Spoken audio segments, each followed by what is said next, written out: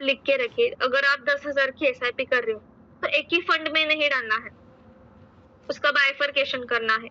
मतलब जैसे कि 5,000 मैंने डाल दिया लार्ज कैप में, 5,000 मैंने डाल दिया एसबीआई के गोल्ड फंड में, राइट। तो ये क्या होता है, डाइवर्सिफिकेशन। मतलब अगर आपकी अमाउंट 5,000 के ऊपर है तो आप डाइवर्सिफाई कीजिए। अभी जैसे कि मुझे 5,000 करनी है एसआईपी, तो मैं 3,000 फ्लेक्सी कैप में लगाऊंगी जो हमेशा मार्केट के बेस के आधार पे चलता है, और एक जो है वो मैं अगर रिस्क लेना चाहती हूँ तो मैं मिड कैप में डालूंगी। मतलब मीडियम में रिस्क ले सकती हूँ, इसलिए मिड कैप। यस, तो ये बाइफरकेशन आपको करना आना चाहिए, ये ध्यान में रखिए। एक ही अमाउंट ली, एक ही म्यूचुअल फंड में डाली, ये नहीं करना है, ये ध्यान में रखिए। यस, क्लियर है? कैसे बोला मैंने करना है? यस, अभी तो कर सकते हो आप होमवर्क कि कैसे आपको गोल्स लिख के उसके आगे फंड लिखना है। सिर्फ आपको लिखना है कि हाइब्रिड में करना है या लिक्विड में करना है या शॉर्ट टर्म में करना है या ईटीएफ में करना है, इंडेक्स में करना है। यस, रिप्लाई कीजिए।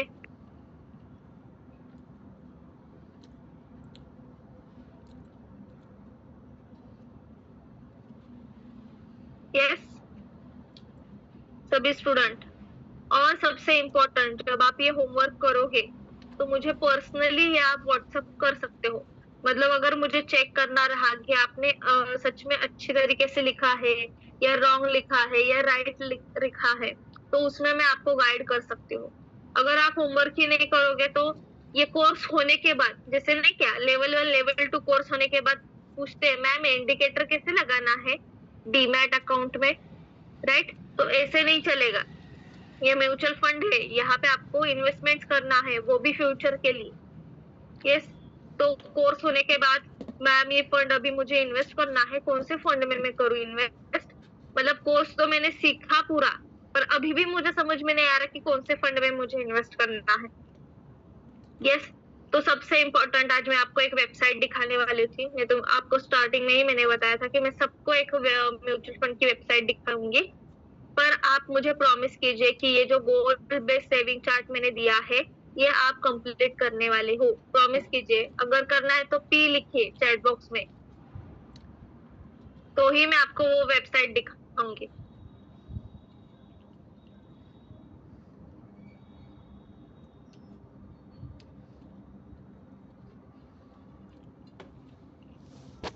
यस यस, ये कंप्लीट ही करना है, और जो जो लोग करेंगे सबके पास मेरा नंबर है सपोर्ट डिपार्टमेंट का, राइट।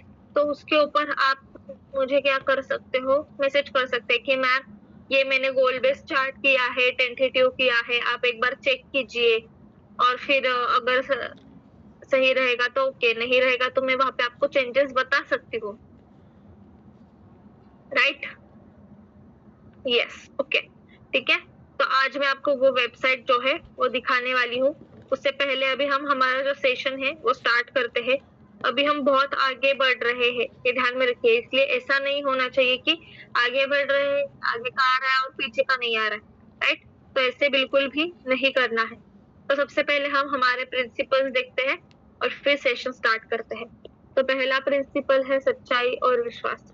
सच्चाई का मतलब है सच बोलना, सच के साथ जीना और अपने एक्शंस में ईमानदारी रखना, और प्रेम से व्यवहार करें। मतलब हमारे लाइफ में कोई भी व्यक्ति हो, उसके साथ हमारा जो स्वभाव है वो हमेशा नरम होना चाहिए। विश्वास का मतलब है कि एक दूसरे के प्रति भरोसा और समर्पण का भाव रखना, ठीक है। उसके बाद है ईमानदारी और विकास। ईमानदारी मतलब क्या, कि हम जो भी व्यवहार कर रहे हैं, काम कर रहे हैं, जॉब कर रहे हैं, बिजनेस कर रहे हैं, उसमें हमारी ईमानदारी दिखनी चाहिए। और विकास का मतलब है कि जैसे हम ग्रोथ कर रहे हैं उसी तरह हमारे ऊपर जो लोग डिपेंड है उनकी भी हमें ग्रोथ करनी है। उसके बाद है सकारात्मकता और मदद। हर बार पॉजिटिव थिंक करना है। हमारे लाइफ में कोई भी सिचुएशन आए उसमें अच्छा देखना है, अच्छा सोचना है और अच्छा समझना है। और मदद का मतलब है किसी व्यक्ति को उसके जरूरत के समय सपोर्ट देना और सहायता करना। उसके बाद है तन मन धन। तन मतलब हमारा शरीर। ये जैसे मैं आपसे हर रोज कहती हूँ कि डेली एक्सरसाइज कीजिए, डेली मेडिटेशन कीजिए, उससे क्या होता है आपका मन स्थिर होता है। यस, और हर बार मैं आपसे कहती हूँ अगर आपकी हेल्थ अच्छी रहेगी तो ही आपके पास वेल्थ आएगी, ये ध्यान में रखिए। उसके बाद है युक्ति और सेवा। युक्ति का मतलब है कोई भी हमारे ऊपर समस्या है उसका समाधान निकालना, और सेवा का मतलब है कि बिना किसी स्वार्थ के एक दूसरे की सहायता करना। उसके बाद है नए कौशल सीखे हर बार, जैसे मैं आपसे कहती हूँ कि स्किल्स अपडेट कीजिए। मार्केट में क्या चल रहा है, जनरली मार्केट में क्या चल रहा है ये हमें पता होना चाहिए कि किस तरीके से फ्यूचर होने वाला है, कौन सी चीजें हमें फ्यूचर में लगने वाली है। जैसे कि अभी हम एक ही इनकम सोर्स पे डिपेंड नहीं रह सकते हैं, तो हमें डबल इनकम सोर्स चाहिए। उसके लिए हमें क्या क्या करना चाहिए, ये सबसे ज्यादा इम्पोर्टेंट है। हमेशा आगे बढ़ने का सोचिए, राइट। कल जैसे कि मैंने कहा कि हमारा पास्ट हमारे हाथ में नहीं है, पर हमारा फ्यूचर अभी हमारे हाथ में है, इसलिए हमेशा आगे ही बढ़ना है। कल से आज का दिन बेहतर बना, कल क्या हुआ उससे ज्यादा आप आज क्या कर रहे हो ये ज्यादा इम्पोर्टेंट है। ठीक है, क्या मतलब कल मैं कैसा था आज मैं कैसा हूँ, खुद में मैंने क्या चेंजेस किए हैं, ये ज्यादा इम्पोर्टेंट है। जिम्मेदारी और परिवर्तन, जैसे कि हमारे ऊपर सामाजिक, पारिवारिक, व्यक्तिगत जिम्मेदारी होती है। उस जिम्मेदारी को निभाते हुए हमें खुद में और हमारे ऊपर जो लोग डिपेंड है उनमें हमें क्या करना है, परिवर्तन लाना है। तो ये 10 प्रिंसिपल हर बार हम देखते हैं, और मैं हर बार आपसे कहती हूँ कि दिन में इसमें से एक तो प्रिंसिपल आपका कंपल्सरी फॉलो होना चाहिए। जैसे सर कहते हैं कि अगर आपको खुद में कुछ चेंजेस लाना है, अलग बनना है दुनिया से, तो इसमें से कोई भी प्रिंसिपल आप फॉलो करके आगे बढ़ सकते हो, ये ध्यान में रखिए। ठीक है, तो हमारा जो नेक्स्ट टॉपिक है, एक ही मिनट, वो अभी हम स्टार्ट करते हैं। ठीक है,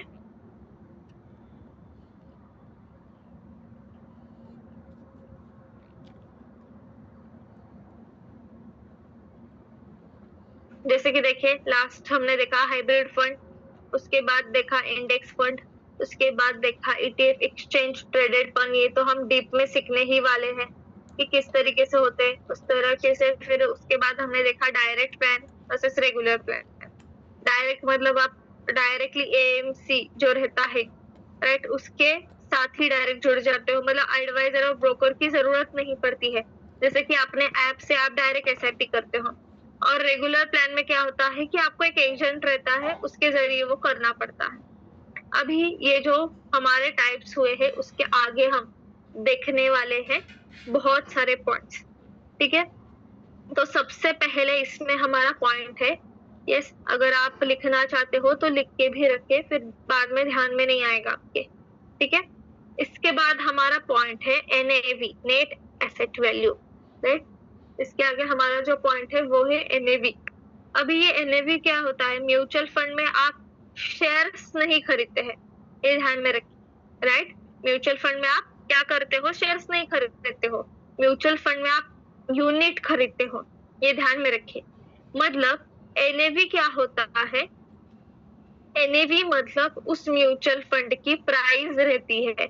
जैसे कि अगर मैंने कहा आपको कि शेयर्स, मुझे अभी आज टाटा स्टील का शेयर्स लेना है, तो आप बताओगे ये मैंने पूछा आपको कि टाटा जो स्टील है उस शेयर की प्राइस क्या है, तो आप कहोगे कि मैम आज उसकी 210 है, राइट। उसी तरह मैंने आपको पूछा कि ये जो टाटा लार्ज कैप फंड है, म्यूचुअल फंड, इसकी प्राइस क्या है, तो प्राइस नहीं कहते, एनएवी कहते हैं, नेट एसेट वैल्यू।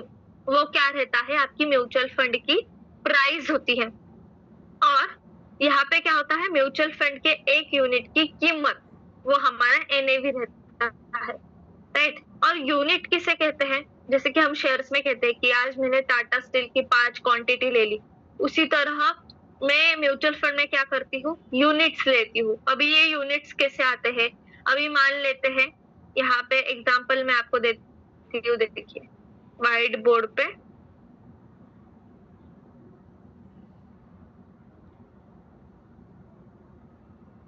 ठीक है। अभी मुझे लेना है टाटा का, यहाँ पे एक ही मिनट,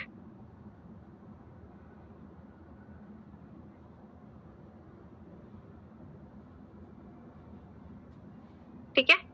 यहाँ पे मुझे क्या करना है, टाटा लार्ज कैप का फंड लेना है, ठीक है। अभी जो टाटा लार्ज कैप है, ये जो फंड है, राइट, लार्ज कैप फंड, मतलब आप समझ, ये फंड की बात हो रही है। तो लार्ज कैप फंड जो है, ये क्या क्या एनएवी, मतलब उसकी प्राइस ये कितनी है, अभी करंटली चल रही है 10 रुपए, ठीक है। यहाँ पे करंटली उसकी एनएवी है 10 रुपए। अभी मेरे पास पर मंथ इन्वेस्ट करने के लिए सिर्फ है 1000 रुपए, राइट। तो मुझे बताइए आपको यूनिट कितना मिला, कितने यूनिट मिलेंगे? यस, रिप्लाई कीजिए। 1000 डिवाइड बाय 10, कितने यूनिट हो गए बताइए? Yes, 100, right. 100 यूनिट मुझे इस मंथ में मिलेंगे। मान लेते हैं ये जो मंथ है ये है मार्च का 2025। अभी जैसे हमारे शेयर की वैल्यू है, राइट, वो भी ऊपर नीचे करती है, राइट, हमारे शेयर की वैल्यू जो है वो भी ऊपर नीचे करती है। मतलब अगर आज टाटा स्टील 210 का है तो वो 2 दिन पहले 208 रुपए का था, उसके 4 दिन पहले वो 200 रुपए का था, राइट। उसी तरह अभी मान लेते हैं आपका पर मंथ एसआईपी रहता है। अभी अगेन हम आ गए एनएवी पे, ठीक है। अभी आपका एनएवी हो गया है 12 रुपए, ठीक है। पर महीना कौन सा है? अप्रैल। तो कितना हुआ आपका? ये आपकी अमाउंट जो है पर मंथ इन्वेस्ट वाली वो सेम रहेगी, पर मंथ इन्वेस्टमेंट अमाउंट आपकी सेम है, उसमें कुछ भी चेंजेस नहीं है। अभी यूनिट कितने मिलेंगे आपको बताइए? यस, बताइए अभी आपको यूनिट कितने मिलेंगे? कीजिए कैलकुलेशन। एनएवी है आपका 12 रुपए और आप पर मंथ 1000 रुपए की अमाउंट इन्वेस्ट करोगे। यस, 83। अभी यूनिट ये पॉइंट में होते हैं, ये ध्यान में रखिए। शेयर्स हम पॉइंट में नहीं ले सकते, पर हम जो है वो पॉइंट में मिलते हैं, ध्यान में रखिए, ठीक है। ये हमें पॉइंट में इतने यूनिट मिले। अभी मेरे पास टोटल यूनिट कितने हुए? कितने टोटल यूनिट हुए? 183.33, ठीक है। ये मेरे अभी टोटल यूनिट मेरे पास है, ठीक है। अगेन हम अभी नेक्स्ट मंथ में आ गए,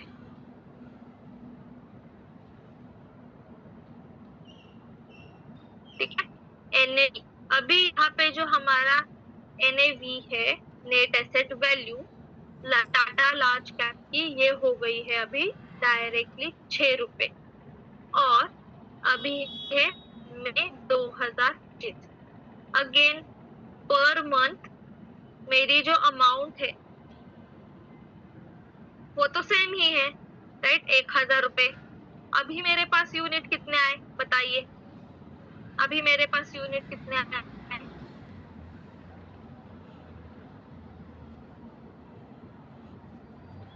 राइट, 166.66, ठीक है। अभी मेरे टोटल यूनिट्स कितने हुए बताइए?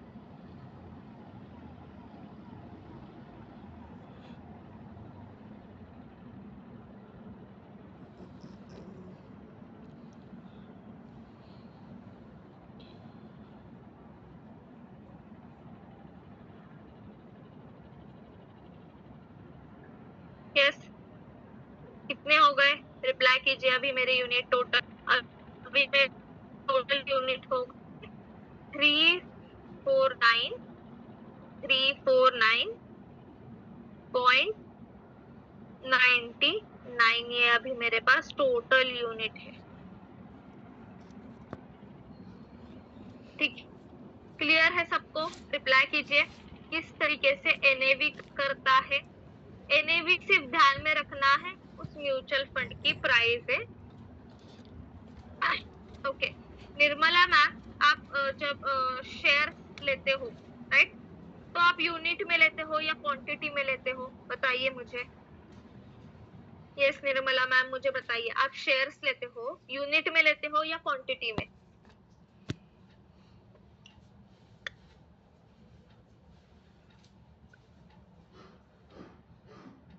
क्वांटिटी में, राइट। पर अभी हम कौन सा टॉपिक सीख रहे हैं? शेयर्स सीख रहे हैं क्या? नहीं, अभी हम क्या सीख रहे हैं?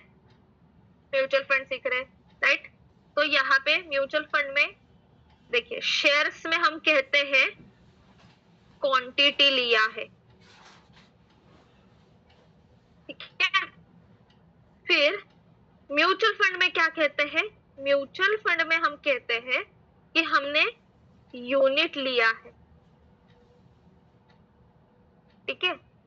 फिर शेयर्स में आप क्या पूछते हो? प्राइस कितनी है शेयर की, वो हम पूछते हैं, राइट। शेयर्स में हम क्या कहते हैं कि शेयर्स की प्राइस क्या है। यस, हम ऐसे कहते हैं क्या कि आज शेयर का यूनिट क्या है? नहीं कहते हैं, राइट। हम क्या कहते हैं? आज हमारे शेयर्स की प्राइस कितनी है। पर म्यूचुअल फंड में शेयर्स नहीं होते हैं, ये फंड है, इसलिए म्यूचुअल फंड में ये म्यूचुअल फंड का एनएवी कितना है ऐसा कहा जाता है। मतलब हम म्यूचुअल फंड में ऐसे नहीं कह सकते कि आज म्यूचुअल फंड की प्राइस क्या है, नहीं। म्यूचुअल फंड का आज एनएवी कितना है, तो वो एनएवी हुआ।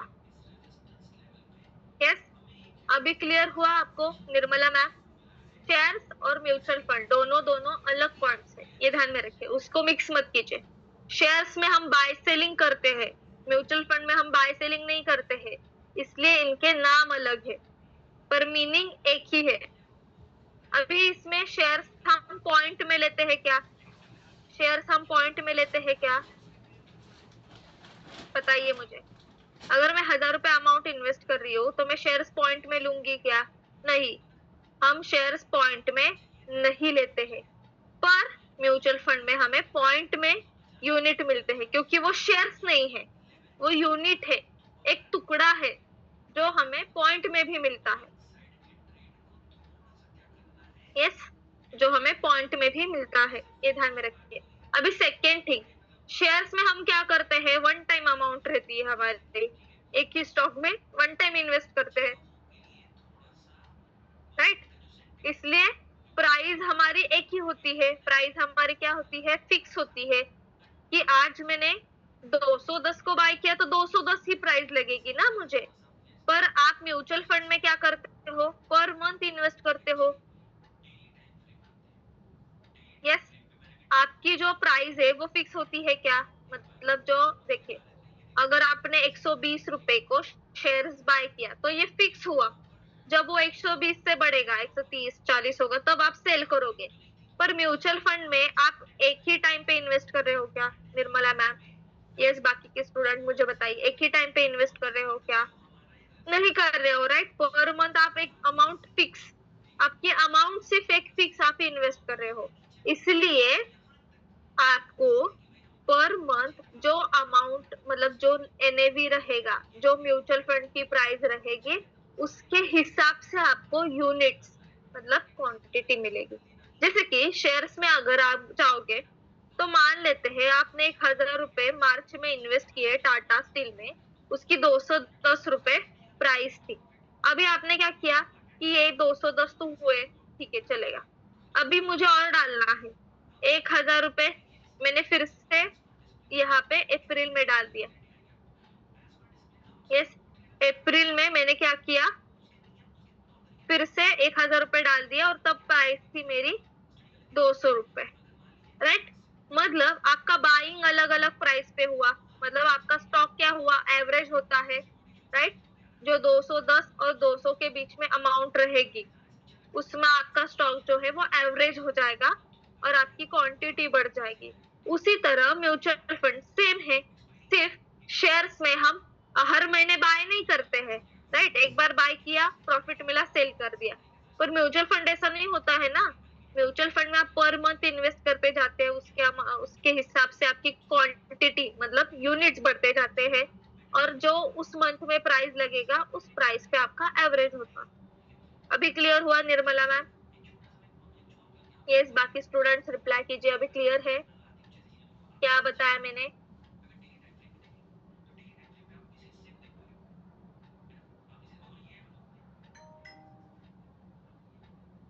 ओके, तो ये कंफ्यूज मत होइए। शेयर्स में क्वांटिटी कहेंगे, म्यूचुअल फंड में यूनिट कहेंगे। शेयर्स में प्राइस कहेंगे, म्यूचुअल फंड में एनएवी कहेंगे। सिर्फ नाम बदल गए हैं और इन्वेस्टमेंट्स बदल गई है।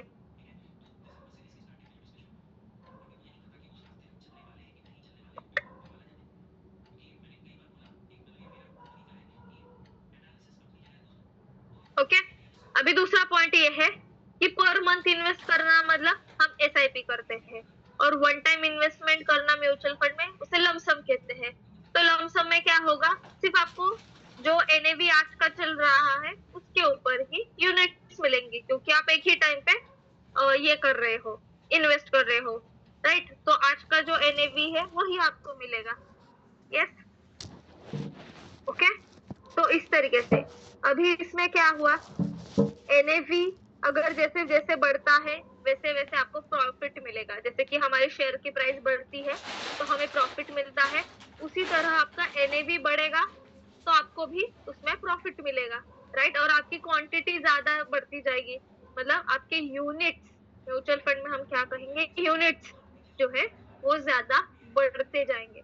इससे आपको बेनिफिट क्या मिलता है कि अगर मान लेते हैं मेरे पास अभी 1000 यूनिट्स हो गए हैं, पर मुझे क्या हुआ, अमाउंट की बहुत जल्दी है, तो पूरे के पूरे अमाउंट में नहीं निकालूंगी।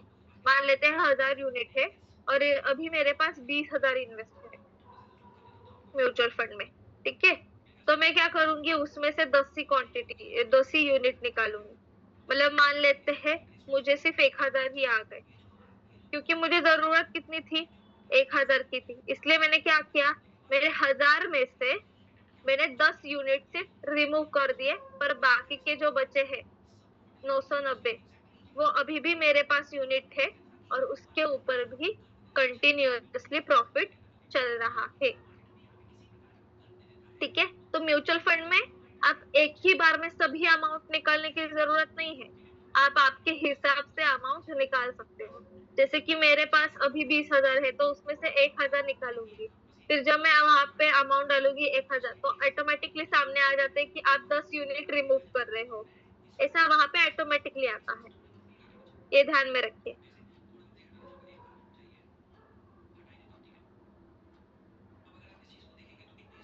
यस, क्लियर है? रिप्लाई कीजिए। ओके, इसका भी आप स्क्रीनशॉट ले सकते हो, बुक में लिख के रखना है तो लिख के रखिए।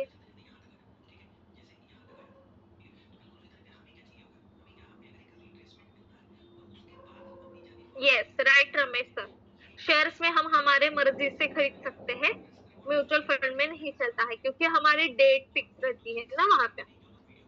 यस, पर सबसे अच्छा बेनिफिट आपको म्यूचुअल फंड में कब मिलता है, जब मार्केट डाउन जाता है, राइट? यस, आप पूछते हो ना म्यूचुअल फंड में मैम लॉस क्यों नहीं होता है, राइट? तो जब मार्केट डाउन जाता है ना, तब भी वो आपका बैलेंस करता है पोर्टफोलियो, क्योंकि जितना डाउन जाएगा उतने आपके यूनिट्स बढ़ेंगे और आपकी प्राइस भी बढ़ती जाएगी क्योंकि आपके यूनिट्स बढ़ रहे हैं, राइट? इसलिए आपकी एसआईपी जो है वो क्या बोलते हैं, लॉस में नहीं जाती है जब मार्केट भी गिरता है। इसलिए सब लोग कहते हैं जब मार्केट गिरता है तब एक्चुअली आप इन्वेस्टमेंट चालू कर दीजिए, वन टाइम इन्वेस्टमेंट कीजिए या फिर एसआईपी स्टार्ट कीजिए या फिर यस राइट स्टॉक एसआईपी कीजिए। निर्मला मैम, ये क्या होता है, अगर एग्जांपल देती हूँ मैं आपको, आपके पास 1000 यूनिट हो चुके हैं और 1000 यूनिट की प्राइस 20,000 है, राइट? पर आपको अभी बहुत इमरजेंसी है अमाउंट की, पर आपका कहना है कि मैम मुझे 20,000 के 20,000 नहीं चाहिए, मुझे सिर्फ 1,000 चाहिए। तो वहां पे आपको ऑप्शन रहता है कि आप जब रिडीम करने जाओगे, जैसे कि हम शेयर्स में सेल कहते हैं, उसी तरह म्यूचुअल फंड में रिडीम ऐसा कहते हैं। तो जब आप रिडीम करने जाओगे तो वहां पे आप डायरेक्टली डाल सकते हो 1,000 अमाउंट। तो वहां पे आपको ऑटोमेटिकली आता है कि आप आपके जो 1,000 यूनिट्स है, जो आपके पास क्वांटिटी है म्यूचुअल फंड की 1,000 यूनिट है, उसमें से 10 यूनिट्स आप निकाल रहे हो। मतलब सिर्फ आपके पास बचेंगे 990 यूनिट। ये कैलकुलेशन होता है। अभी क्लियर है?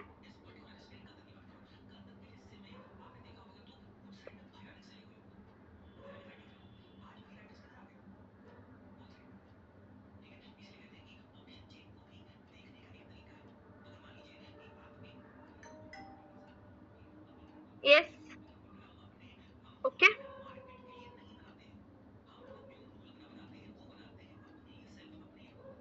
यस मंगेश सर, सेल नहीं करना पड़ता है, रिडीम ऑप्शन रहता है। और जैसे कि अभी मैं आपको, तो मैं डायरेक्टली आपको ऐप ही बताती हूँ।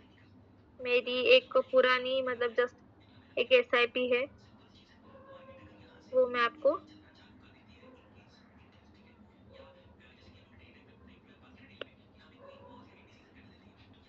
183 यूनिट्स क्या मैम?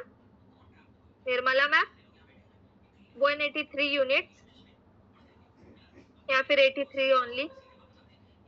ये 83 यूनिट्स कैसे आए? ओके, अभी देखिए यहाँ पे एनएवी मतलब प्राइस कितनी है, 12 रुपए, और आप पर मंथ इन्वेस्ट कितना कर रहे हो, 1,000 रुपए। तो यहाँ पे कीजिए ना, 1,000 डिवाइड बाय 12 रुपए, जैसे हम शेयर्स में करते हैं ना, राइट?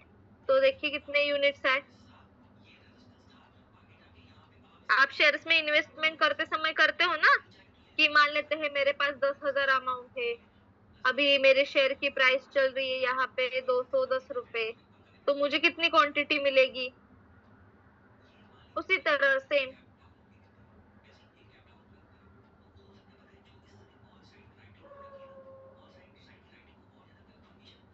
एक ही मिनट।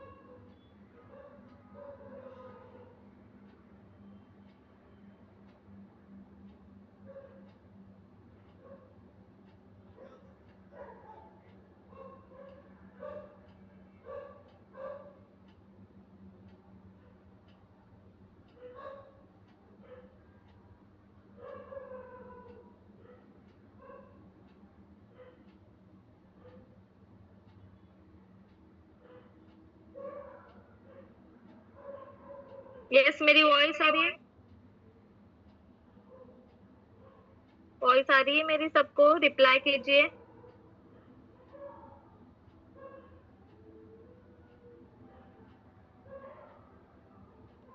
ओके, अभी जैसे मैंने रिडीम की प्रोसेस आपको कही, राइट, इसमें सब दिखता है आपको कौन से स्कीम में आपने इन्वेस्ट किया है वगैरह, आपका बैंक अकाउंट जो लिंक है, राइट। अभी नीचे देखिए रिडीम बाय, यहाँ पे ऑप्शंस आते हैं मुझे। एक ही मिनट,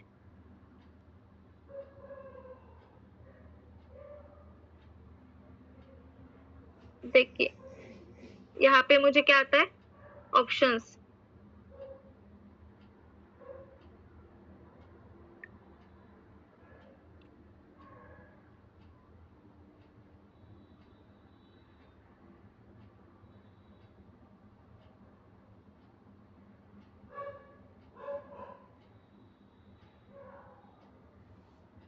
यस, तो अमाउंट आता है, रिडीम बाय आता है। एक मिनट, ये पीछे गया। मतलब मुझे वहां पे दो ऑप्शंस आते हैं रिडीम करने के लिए, कि एक तो आप अमाउंट से रिडीम कीजिए, मतलब जितनी अमाउंट आपको डालनी है उससे रिडीम कीजिए, या फिर जितने यूनिट्स आपको सिर्फ निकालने हैं उससे। देखिए अमाउंट, यूनिट्स और ऑल यूनिट्स दिख रहा है? यस, तो यहाँ पे मैंने अमाउंट किया है। अभी जैसे कि यहाँ पे मुझे आया था, मैंने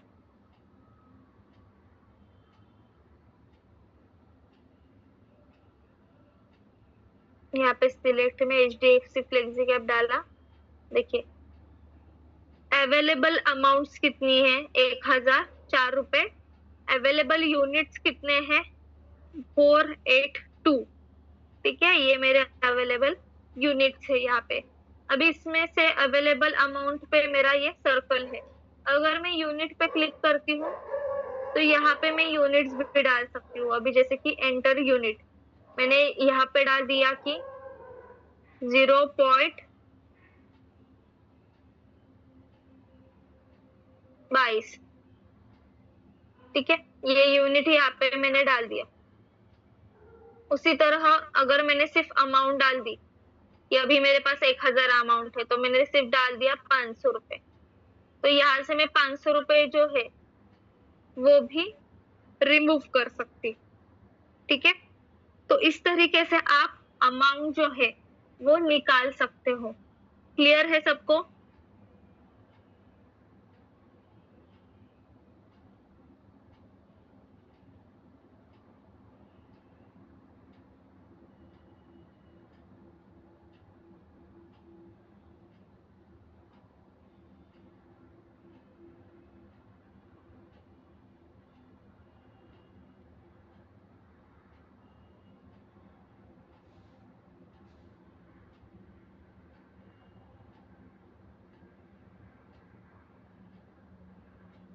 यस, रिप्लाई कीजिए, क्लियर है जो अभी मैंने बताया?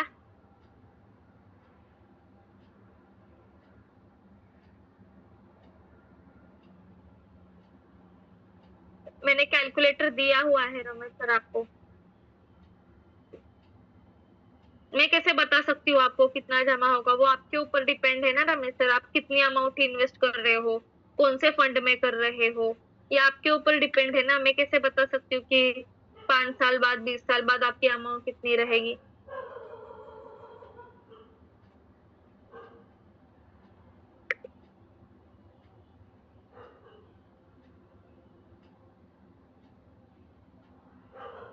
यस, मतलब आप SIP में भी इन्वेस्ट करने के बाद कभी भी वो अमाउंट जो है वो निकाल सकते हो। तो NAV क्लियर है सबको? रिप्लाई कीजिए, NAV का मीनिंग क्या है? यस, रिप्लाई कीजिए फास्ट।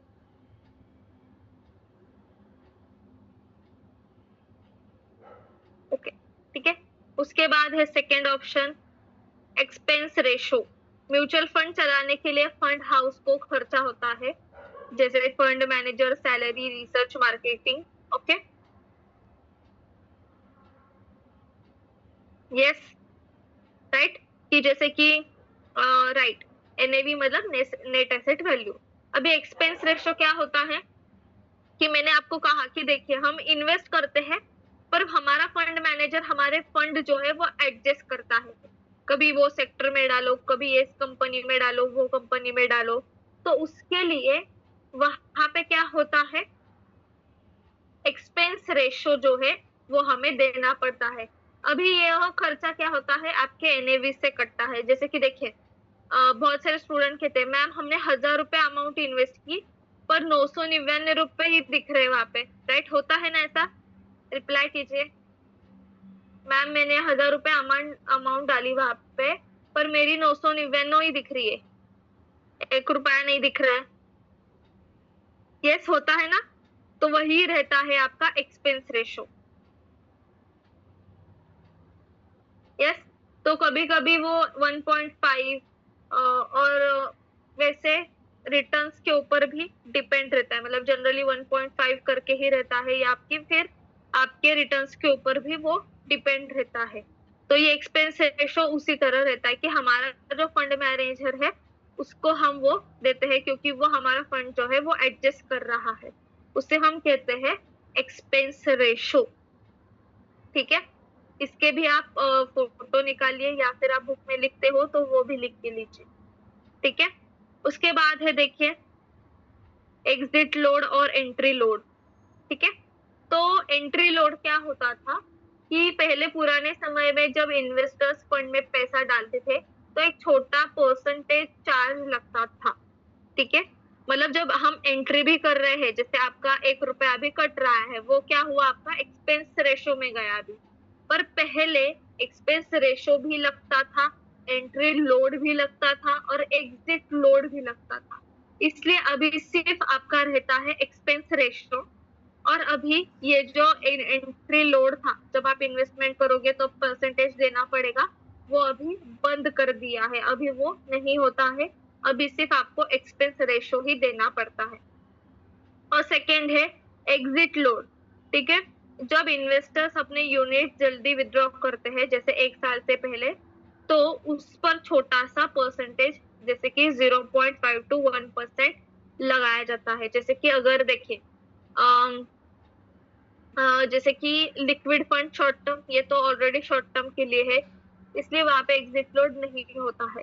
मान लेते हैं कि मैंने टाटा लार्ज कैप में किया और मैंने 1 साल के अंदर ही अमाउंट विड्रॉ की, तो जो मेरा वहां पे अमाउंट है उसके ऊपर 0.5% या 1% मुझे उस म्यूचुअल फंड को देना पड़ता है। तो ये क्यों किया है? क्योंकि मतलब लोग लॉन्ग टर्म के लिए इन्वेस्टमेंट्स रखे, उनको एनकरेज किया जाए लॉन्ग टर्म के लिए, इसलिए ये एग्जिट लोड बनाया है। ठीक है, क्लियर है सबको एंट्री लोड और एग्जिट लोड? रिप्लाई कीजिए, क्या होता है एंट्री लोड और एग्जिट लोड? तो एंट्री लोड अभी बंद किया है। ठीक है, अभी सिर्फ आपका एक्सपेंस रेशो रहता है। और सेकेंड है आपका एग्जिट लोड रहता है, जब अगर आप कोई भी म्यूचुअल फंड 1 साल के अंदर विड्रॉ करना चाहते हो तो 0.5% से 1% आपको अमाउंट वहां पे म्यूचुअल फंड को पे करनी पड़ती है। यस, क्लियर है या नहीं? रिप्लाई कीजिए फास्ट चैट बॉक्स में।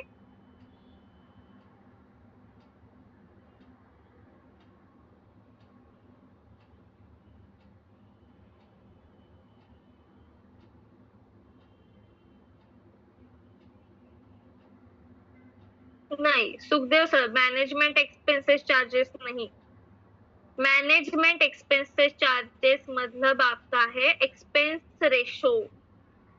एग्जिट लोड अलग है। एग्जिट लोड मतलब आप आपका म्यूचुअल फंड 1 साल के अंदर ही विड्रॉ कर रहे हो, तो आपको म्यूचुअल फंड वालों को आपके जो इन्वेस्टमेंट है उनमें से 0.5% और 1% देना पड़ेगा, क्योंकि आप जल्दी में निकाल रहे हो।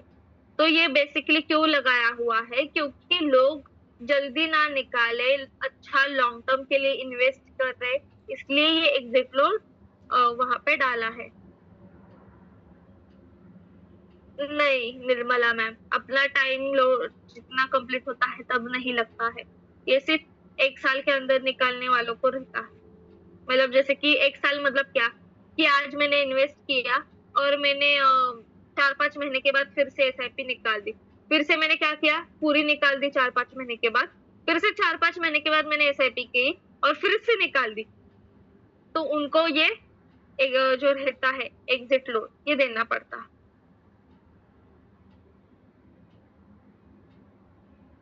ठीक है, उसके बाद नेक्स्ट ऑप्शन है डिविडेंड वर्सेस ग्रोथ ऑप्शन। ठीक है, तो जब आप किसी म्यूचुअल फंड में निवेश करते हैं तो उस फंड को जो प्रॉफिट होता है तो उसमें से 2 तरीके से आपको वो दिया जाता है। मतलब कौन से भी म्यूचुअल फंड में अगर आप इन्वेस्ट करते हो तो उसमें से अगर प्राइस एनएवी बढ़ा तो भी आपको प्रॉफिट मिलेगा, पर उस कंपनी को या म्यूचुअल फंड को और भी ज्यादा प्रॉफिट हुआ तो जैसे कंपनी हमें डिविडेंड देती है, राइट, उसी तरह म्यूचुअल फंड भी आपको एक क्या बोलते हैं लाभांश, जैसे प्रॉफिट रहता है वो देता है। तो डिविडेंड में 2 ऑप्शन है, एक तो ग्रोथ है और दूसरा डिविडेंड ऑप्शन है, राइट। तो डिविडेंड ऑप्शन जैसे मैंने कहा आपको, राइट, कि प्रॉफिट जो है वो आपको मिलता है, पर ग्रोथ ऑप्शन अगर आप लोगे तो उसमें आपको जो प्रॉफिट है नहीं मिलेगा। मतलब डिविडेंड में क्या होगा, अगर मान लेते हैं आपने क्या किया, सिलेक्ट किया कौन सा तो भी एक डिविडेंड वाला फंड, ठीक है, तो मान लेते हैं एबीसी इक्विटी म्यूचुअल फंड, आगे लिखा है डिविडेंड ऑप्शन। तो वो फंड आपने सिलेक्ट किया तो उसको अगर प्रॉफिट हुआ तो पर यूनिट वो आपका जो प्रॉफिट रहेगा, मतलब जैसे हमारे शेयर्स में प्राइस बढ़ती है तब तो प्रॉफिट मिलता है, पर कंपनी को अच्छा प्रॉफिट हुआ तो वो डिविडेंड भी देती है। उसी तरह म्यूचुअल फंड भी हमें डिविडेंड देता है, ठीक है, और वो डायरेक्टली आपके बैंक में जमा होता है। उसी तरह ग्रोथ ऑप्शन है उसमें, जैसे कि मान लेते हैं ABC equity mutual fund growth option, तो उसमें आपको डिविडेंड नहीं मिलेगा। इसमें क्या होता है, मुनाफा फंड में ही दोबारा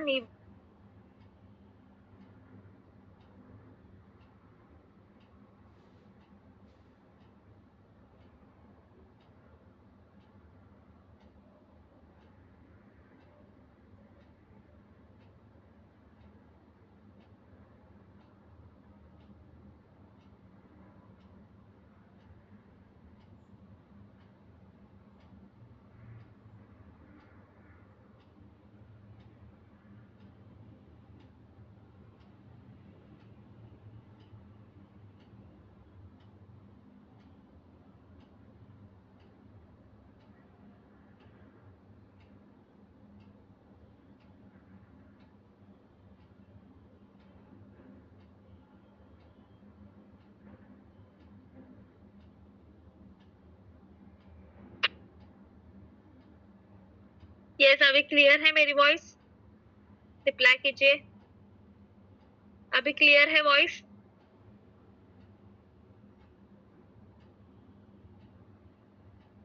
ओके, तो ग्रोथ ऑप्शन में क्या होता है, जो आपको जैसे मैंने आपको एग्जांपल दिया, राइट, शेयर्स में हमने अगर कोई शेयर लिया तो उसका प्रॉफिट तो शेयर्स की प्राइस बढ़ने के बाद मिलेगा, पर उसको कंपनी को अगर प्रॉफिट हुआ तो वो डिविडेंड भी देगी, राइट। तो ये कौन से इसमें होता है, डिविडेंड ऑप्शन में होता है। ग्रोथ ऑप्शन में क्या होता है, जो आपको डिविडेंड मिला है वो बैंक में नहीं जमा होगा, वो फिर से उसी फंड में इन्वेस्ट होगा, तो ये ग्रोथ ऑप्शन में होता है, ठीक है। तो डिविडेंड ऑप्शन, अब जिसे इनकम डिस्ट्रीब्यूट, ठीक है, तो मैं बताती हूँ आपको डिटेल्स में। देखिए, अगर जैसे कि फर्स्ट डिविडेंड में ये ध्यान में रखिए कि डिविडेंड का जो आपको पे आउट मिलेगा वो डायरेक्टली बैंक में जमा होगा, ठीक है।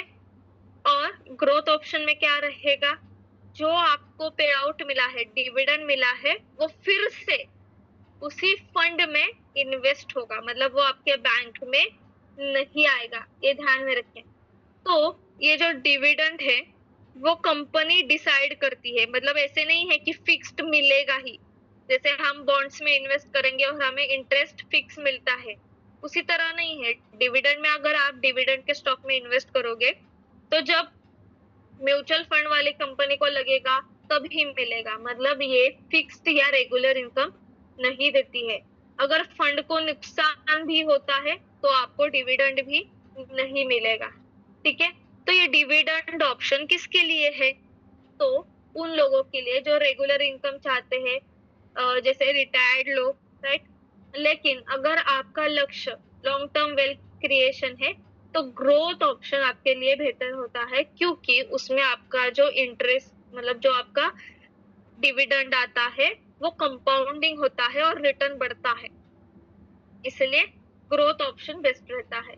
जैसे कि मैं आपको बताऊंगी कि ग्रोथ ऑप्शन में हम जैसे डिविडेंड में देखने जाएंगे तो उसे IDCW ऐसे भी कहा जाता है। डिविडेंड को क्या कहा जाता है? IDCW। देखिए, आप कोई भी म्यूचुअल फंड सर्च कीजिए, उसके आगे IDCW ऑप्शन ऐसा लिखा हुआ रहता है। तो आप आपके बुक में लिख के रखिए, IDCW मतलब क्या होता है? डिविडेंड का ऑप्शन होता है। ये एक डिविडेंड का प्रकार है, ठीक है। यस, जैसे कि मैं आपको एग्जांपल देती हूँ, अभी latest HDFC dividend yield fund IDCW option ऐसा फंड है। उसके मतलब फंड के आगे लिखा हुआ ही रहता है कि IDCW मतलब क्या, कि डिविडेंड वाला, ठीक है। यस, तो जैसे कि ये IDCW डिविडेंड का मतलब है कि AMC समय समय पर निवेशकों को डिविडेंड देती है। ये डिविडेंड का ही एक पार्ट है, ठीक है। तो ग्रोथ ऑप्शन जो है वो फंड में री इन्वेस्ट होते हैं और लॉन्ग टर्म जो इन्वेस्ट करने वाले हैं उनके लिए बहुत बेनिफिट रहता है, ठीक है। और डिविडेंड ऑप्शन में क्या होता है कि जो डिविडेंड मिला है वो डायरेक्टली बैंक में जमा होता है, मतलब सिर्फ एक रेगुलर मिलता है। पर ये ध्यान में रखिए, जैसे हमारी कंपनी अगर प्रॉफिट हुआ तो डिविडेंड देती है, उसी तरह ये म्यूचुअल फंड को प्रॉफिट हुआ तो ही आपको डिविडेंड देगी। यस, क्लियर है सबको? अभी ग्रोथ ऑप्शन कौन करता है? जो लंबे समय के लिए इन्वेस्ट करना चाहते हैं वो लोग ग्रोथ ऑप्शन करते हैं। जिन्हें रेगुलर इनकम की जरूरत नहीं है वो लोग ग्रोथ ऑप्शन में काम करते हैं। जो वेल्थ क्रिएशन या रिटायरमेंट करना चाहते हैं फ्यूचर के लिए, उनके लिए ये ग्रोथ ऑप्शन है, ये ध्यान में रखें। जैसे कि मैं आपको एग्जांपल देती हूँ, एक्सिस ब्लू चिप फंड आगे लिखा हुआ रहता है ग्रोथ ऑप्शन, ठीक है। क्लियर है सबको? ग्रोथ ऑप्शन और डिविडेंड किसे कहते हैं?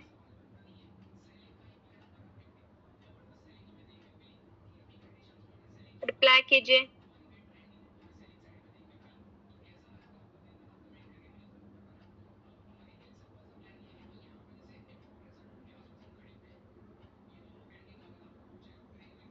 देखिए, यहाँ पे मैंने सिंपल लैंग्वेज में भी लिखा है ग्रोथ ऑप्शन किसे कहते हैं। इसका भी आप स्क्रीनशॉट निकाल सकते हो।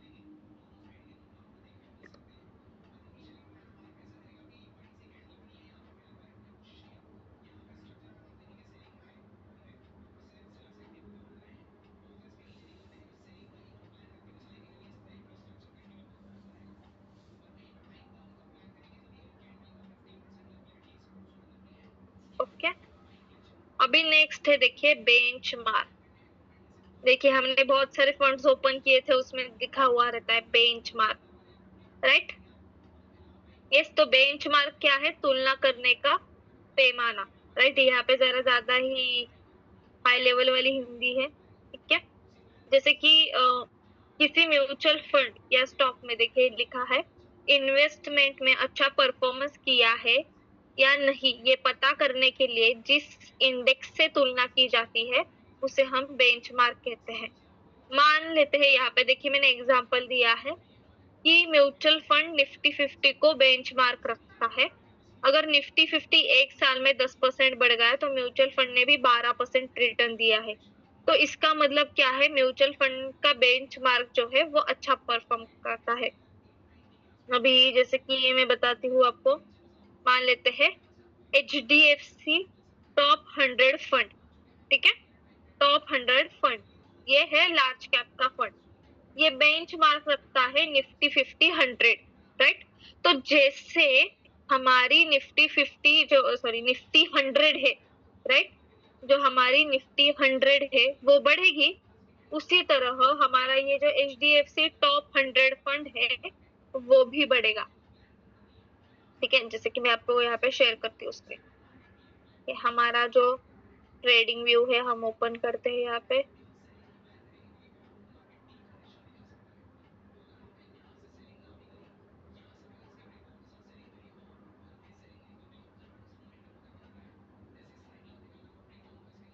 देखिए यहाँ पे अगर मैंने डाला,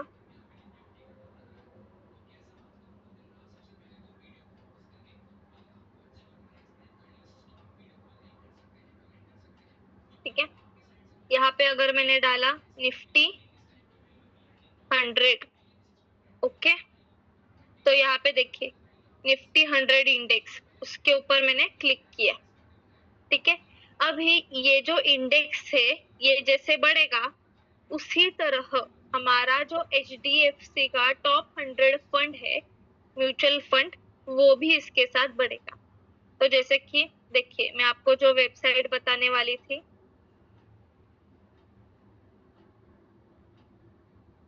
ठीक है, वो है देखिए ट्रिकर टेप। देखिए ये वाली वेबसाइट, इसका स्क्रीनशॉट लेना है तो ले लीजिए।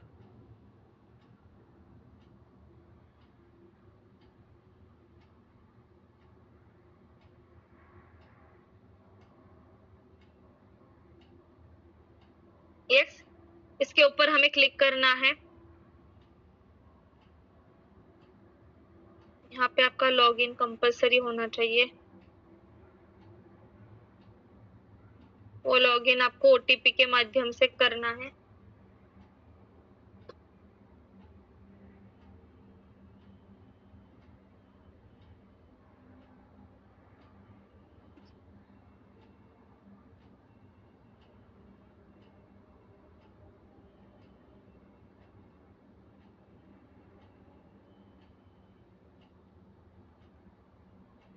ओके, यहाँ पे देखिए स्क्रीनर है, इसके ऊपर क्लिक करना है। राइट, यहाँ पे मैंने क्या किया, स्क्रीनर के ऊपर क्लिक किया। यहाँ पे दो ऑप्शंस आए मुझे, स्टॉक और म्यूचुअल फंड। राइट, यहाँ पे आया स्टॉक और यहाँ पे आया म्यूचुअल फंड। तो मुझे किसके ऊपर क्लिक करना है, म्यूचुअल फंड के ऊपर। ठीक है, यस, यहाँ तक क्लियर है।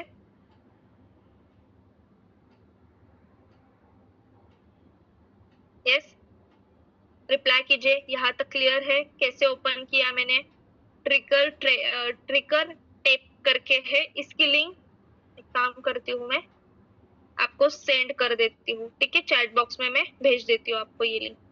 तो यहाँ पे स्क्रीनर्स के ऊपर हमने क्लिक किया, फिर यहाँ पे स्टॉक और म्यूचुअल फंड, तो म्यूचुअल फंड पे हमें क्लिक करना है। ठीक है, और स्टार्ट स्क्रीनिंग के ऊपर हमें क्लिक करना है। तो देखिए यहाँ पे हमें सभी म्यूचुअल फंड्स जो है वो दिखने वाले हैं। ठीक है, अभी यहाँ पे आप फिल्टर भी लगा सकते हो कि जैसे कि मुझे सिर्फ डेप्थ देखना है, तो देखिए डेप्थ वाले ही आएंगे। ठीक है, सारे डेप्थ वाले, ग्रोथ प्लान। ठीक है, फिर मुझे सिर्फ इक्विटी चाहिए, तो इक्विटी भी आएंगे यहाँ पे देखिए। ठीक है, फिर मुझे चाहिए यहाँ पे हाइब्रिड, तो हाइब्रिड भी आएंगे। और जो ये टॉप रहेंगे ना, मतलब क्या, इन्होंने टॉप परफॉर्मेंस भी अच्छा किया हुआ है।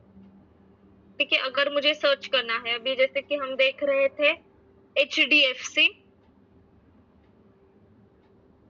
टॉप 100,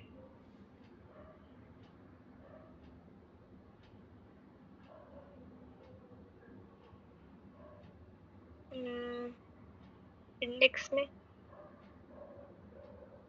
यहाँ पे दिख नहीं रहा है।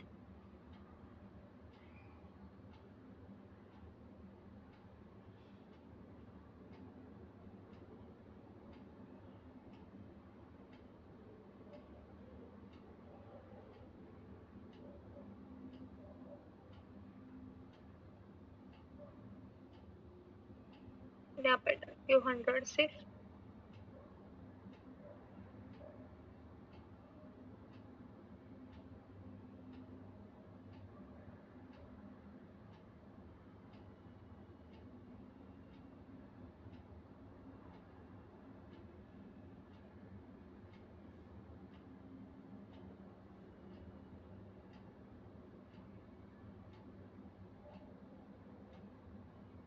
डायरेक्टली इंडेक्स ही ओपन होगा।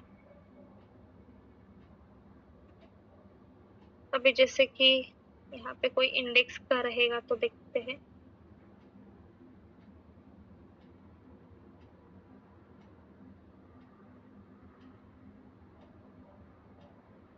Index depth oriented, okay. यहाँ पे व्यू डिटेल्स पे हमने क्लिक किया। देखिए बेंचमार्क यहाँ पे आया है हमें, ठीक है। तो ये बेंचमार्क उसका रहता है, ये ध्यान में रखिए। मतलब क्या, ये जो फंड है हमारा, राइट, कौन सा फंड है ये? ICICI prudential Nifty PSU bond. ये क्या करता है, जो बेंचमार्क है निफ्टी पीएसयू बॉन्ड प्लस का, उसको ये फॉलो करता है। जैसे कि निफ्टी 20 हमने देखा, निफ्टी 20 किसको फॉलो करती है? निफ्टी 50 को फॉलो करती है। जैसे कि निफ्टी 50 बढ़ेगा तो निफ्टी 20 भी बढ़ेगी, राइट। तो इसी कहते हैं बेंचमार्क।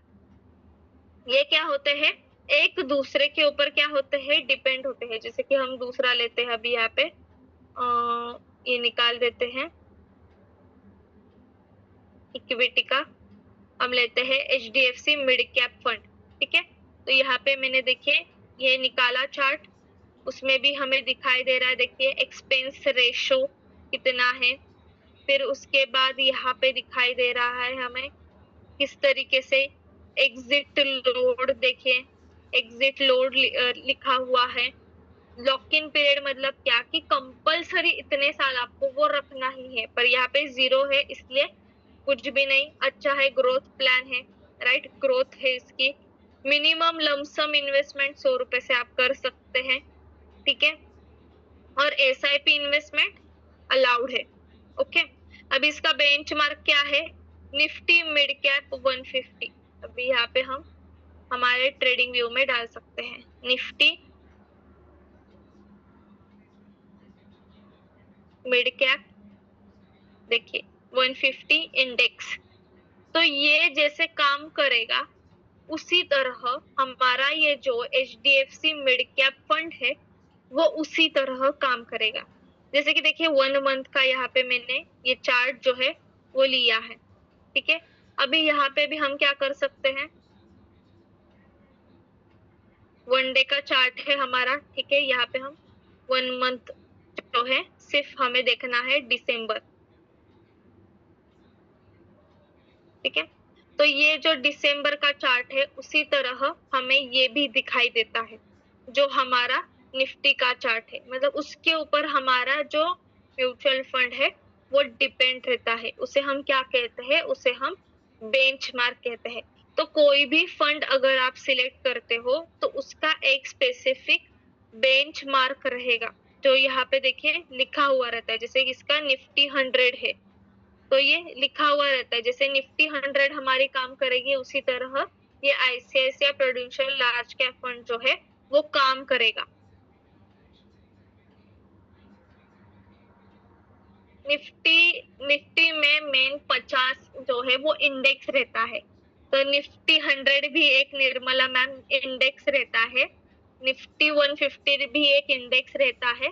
ये इंडेक्स के अलग अलग नाम रहते हैं। जैसे निफ्टी 50 में मेन इंडेक्स 50 कंपनीज मेन है, उसी तरह निफ्टी 100 में 100 कंपनीज मेन है। वैसे ही निफ्टी 150 में वो भी एक इंडेक्स ही है, उसमें भी 150 कंपनी मेन है। ऐसे अलग अलग, सिर्फ हमारे पास 2 ही इंडेक्स नहीं है कि निफ्टी 50 है या फिर सेंसेक्स है, राइट। ऐसे 2 ही इंडेक्स नहीं है, हमारे पास मल्टीपल इंडेक्स है। अभी आपके लेवल 2 चल रही रहेगी, उसमें सुचिता मैम आपको बताएंगे कि कितने इंडेक्स रहते हैं, किस तरीके से उन्हें देखा जाता है। अगर आप NSE की वेबसाइट ओपन करोगे तो उसमें इंडाइसेस रहते हैं।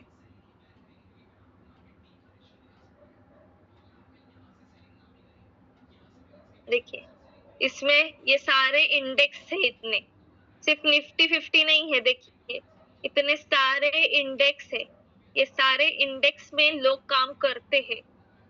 मतलब जैसे कि मैं यहाँ पे बताती हूँ, देखिए निफ्टी बैंक एक इंडेक्स है। फिर निफ्टी स्मॉल कैप मतलब क्या कि स्मॉल कैप कंपनीज का, मिड कैप मतलब मिड कैप कंपनीज का, ठीक है। फिर यहाँ पे Nifty metals company, Nifty media company, Nifty PSU banks, right, PSU banks है उनका, निफ्टी प्राइवेट बैंक्स उनका, सबका अलग अलग इंडेक्स रहता है।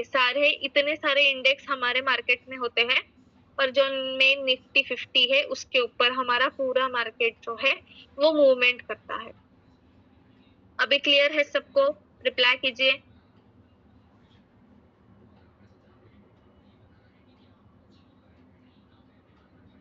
यस, अभी क्लियर हुआ। बेंचमार्क किसे कहते हैं? मतलब हमारा हर एक म्यूचुअल फंड हमारे किसी ना किसी जो मार्केट का इंडेक्स है या फिर स्टॉक है उसके ऊपर डिपेंड रहता है, ये ध्यान में रखिए। तो वो भी आप कंपेयर कर सकते हो।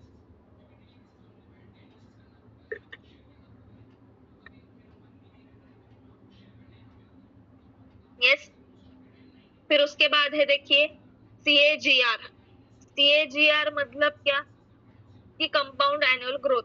किसे निवेश ने हर साल औसत कितनी बढ़ोतरी की है उसे हम कहते हैं। CAGR मतलब, मैं आपको शॉर्ट में बताती हूँ, एक म्यूचुअल फंड में एक साल में कितना % रिटर्न दिया है। देखिए लिखाया है कि CAGR बताया गया है कि हर साल आपका पैसा लगभग कितने % से बढ़ा है। CAGR बताता है कि आपका पैसा हर साल एक जैसा बढ़ता है तो कितने % से बढ़ता है। मान लेते हैं कि जैसे कि मैंने 10,000 से शुरुआत की, 3 साल में वही पैसे हो गए 15,000, तो मतलब हर साल मेरा पैसा 14% से बढ़ा हुआ है। तो ये हमें दिखता है, जैसे हमारी अभी मैंने आपको म्यूचुअल फंड का जो ये ओपन करके दिया, देखिए यहाँ पे CAGR लिखा हुआ रहता है। अभी यहाँ पे 5 साल में है तो प्रति वर्ष 19% का, 3 साल में लिया तो 18% का, 1 साल में लिया तो 8% का, 6 महीने में लिया तो 5%, 1 महीने में लिया 2.75%। तो CAGR हमें बताता है कि ये स्टॉक कितना बड़ा है कितने साल में। अभी क्लियर है सबको CAGR किसे कहते हैं?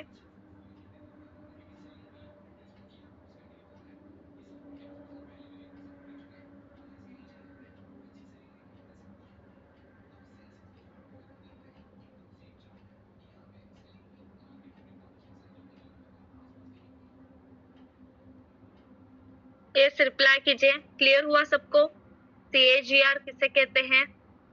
Yes, okay. तो बहुत सारे, एक तो आपको ऑप्शंस है सिलेक्ट करने में जब आप म्यूचुअल फंड सिलेक्ट करते हो, पर ये मेन ऑप्शंस मैंने आपको सिखाया है कि ग्रोथ ऑप्शन क्या है, बेंचमार्क क्या है, CAGR क्या है, एग्जिट लोड क्या होता है, एक्सपेंस रेशो क्या होता है, डिविडेंड मतलब क्या होता है, राइट। तो ये क्यों सिखाया मैंने कि ये ही मेन है जो आपको चेक करने हैं जब आप म्यूचुअल फंड लेते हो तब। ओके, यस, किसी को कुछ डाउट है तो आप चैट बॉक्स में पूछ सकते हो।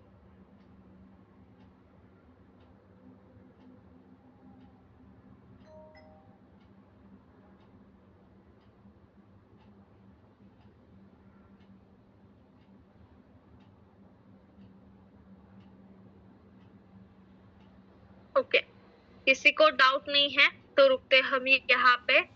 असाइनमेंट नंबर 3 जो है वो आपको ग्रुप में मिल जाएगी, ठीक है, वो भी सॉल्व कीजिए।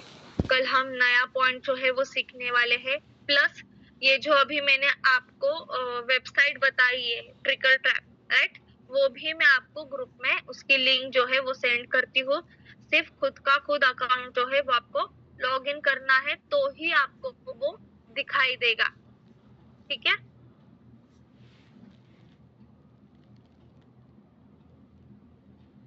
मेरा नंबर इसमें से एक भी नहीं है।